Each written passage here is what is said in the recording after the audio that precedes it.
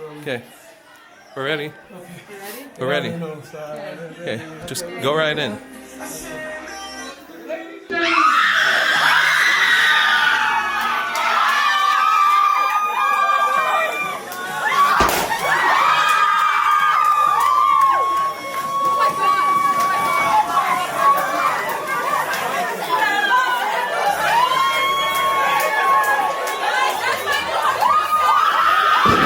Take us to the next level. Is that the Shem? Wow. Thank you guys so much for having me. Thank you. We're trying to figure out how, when, why, and where I was going to get here, Baruch Hashem, but today we made it work. It was all Hashem's divine hand, Baruch Hashem. So just a few words, and I should probably already apologize because over the years I've developed Rabbi Syndrome, which means once I start talking, it starts to give me a stop. So I'll try my best, but just a few words. Baruch Hashem, it says inside of the prophets, inside of the Navi, it says that Hashem is at one point screaming at the Jewish nation, telling them that I don't want your Rosh Chodesh, I don't want your Shabbos and your Yamim Tovim. Hashem says, I don't want your sacrifices. I don't want your korbanot. And the question is, why is Hashem saying this to us? He commanded us to do all these things. Why is Hashem telling us that He doesn't want these things from us? It says in another place in the prophets that Hashem says that my people suffer for a lack of knowledge. There's a certain idea, a certain knowledge that we're supposed to have, that Hashem is saying that because as a result of this knowledge, there is Yisurim, there's suffering amongst the people. And the question is, Hashem, what are we supposed to know? What are we doing that we're not supposed to be doing? What are we supposed to be doing or not doing that we should be doing? Hashem, what is it that you're asking from us? This idea that the tzaddikim, they bring, that this knowing, that Hashem, this knowledge that we're supposed to have, as a certain knowledge of, which represents Kivas Hashem, closeness, that we know Hashem. Hashem says that it's not enough for us to go out and to have the externals of things. Hashem says that I want your heart. I want that your heart is with me. This is the idea that Hashem is asking from each and every one of us. The knowing is that my people, they suffer because they don't know me. They don't know me. So our responsibility and why Hashem put us in this world is in order to know Hashem more. This is the whole purpose, whole tachlis of the whole entire world, is that we should know Hashem even more. The only problem is that when it comes to knowing Hashem more, it puts us in very uncomfortable places. Because for most of us, I don't know about you, but for my life, I was in a different world where I had my own comfort zone. I was comfortable amongst the people I was around. I was comfortable around the people that I knew. But the moment that I started to realize that, hey, there's a Hashem in the world, and I started to chase and run after Hashem, it took me through a certain series of times where I felt very, very uncomfortable, out of my box, until Hashem became my ultimate comfort. The reason why is very interesting. I had a friend years ago. He asked the Rebbe. He said to him, he says, how can Hashem ask us to, or tell us, command us that we love Him? We say in the Shema every day that, and you shall love Hashem with all of your heart. Like, this is a commandment. He didn't say maybe you should. It's a good idea. You know what I mean? Talk to my people. They'll talk to your people. You can sign up for this. Hashem didn't say that. He's commanding us to love Him. So my Rebbe's answer was, it says the reason why we are able to be commanded, because we read right before that Ahavas Olam, that Hashem loved the world. And first we read about what Hashem does. Hashem is saying that, listen, I'm laying it all out on the line. I'm giving my all to you. The only thing I ask in return is that you give your all back to me. That you give your all right back to me. So in Kabbalah, I'm not going to go very, very deep in this. There's a certain abstract idea about when Hashem wanted to create the world, and He wanted to create all the creation, that before we know that the prophet says that Hashem's kavod fills the whole entire world. There's nothing else but Hashem. That's all there is in the world. It's all Hashem.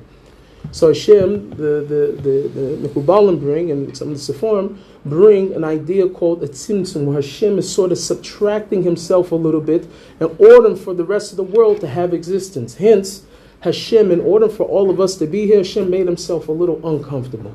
He made himself a little uncomfortable, that he had to subtract some of himself in order for all of us to have an existence.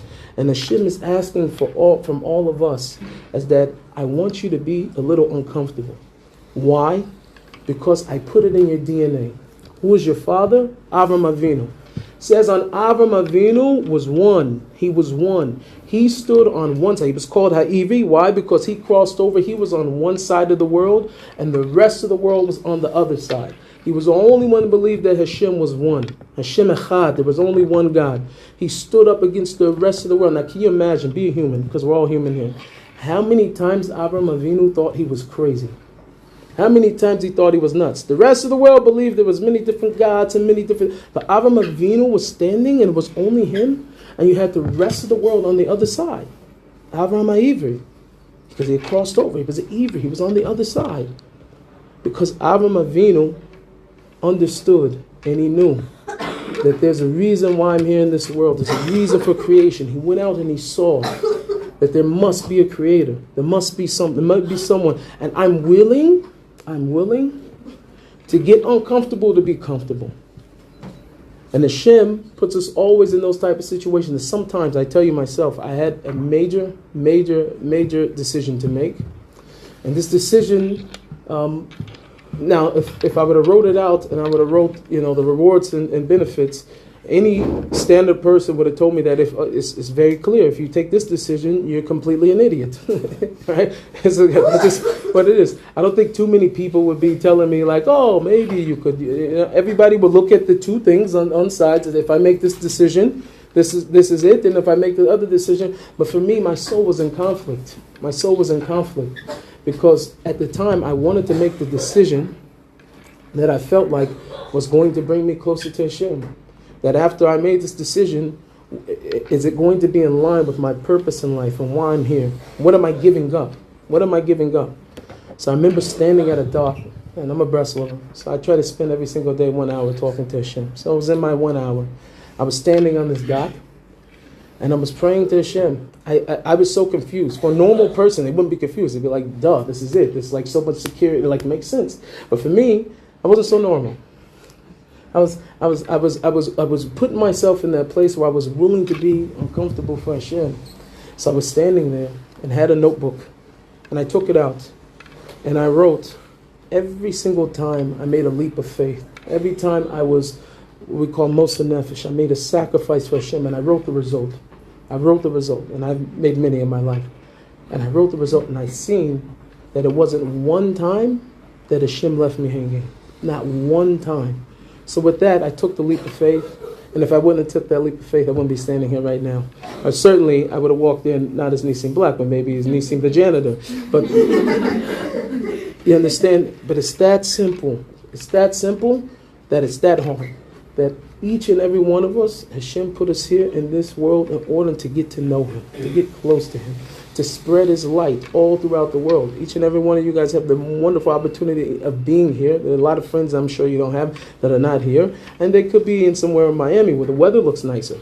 However, the place over here, the Ruchnis, is irreplaceable. You can't get what you can get here in Eretz Yisrael and Eretz HaKodesh. Take hold of it.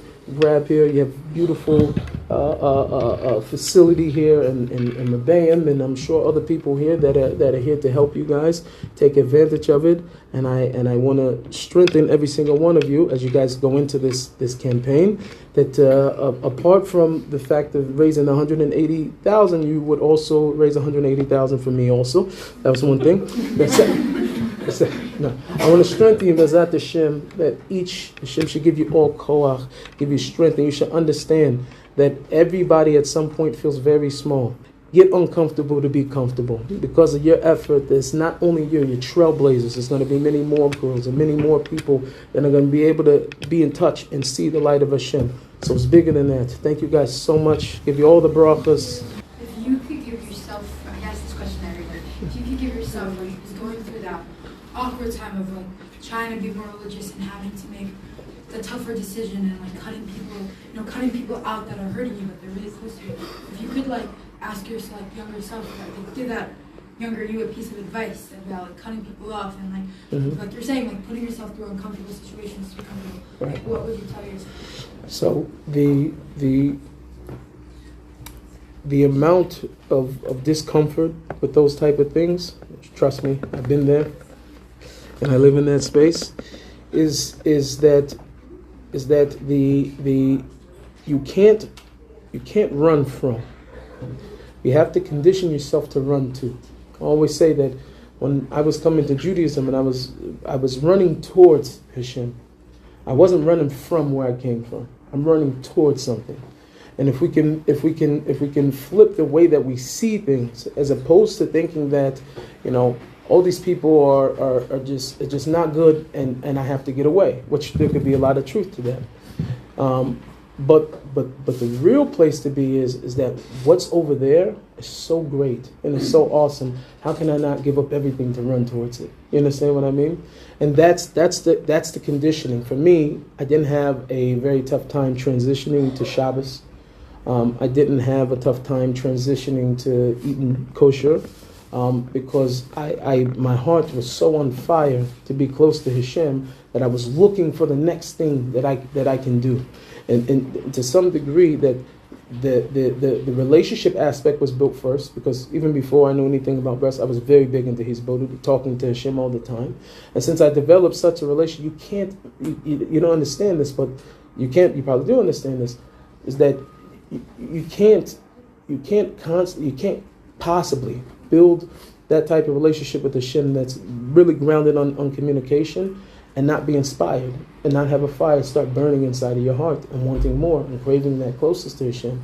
So in essence, what happens is that fire that you're feeling inside starts to burn up all those things that will come to distract you from Hashem, because you're turning yourself on fire. You run towards, don't run from, run towards something. And it was something that I didn't understand as I was going through it, right?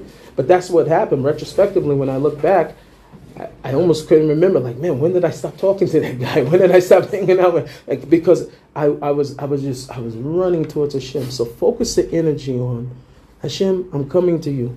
I'm not running from anything. I don't have to pretend to be with it, and that it's going to happen automatically. It's going to happen automatically that you're going to feel and you're going to know that this person is not good to be in my life.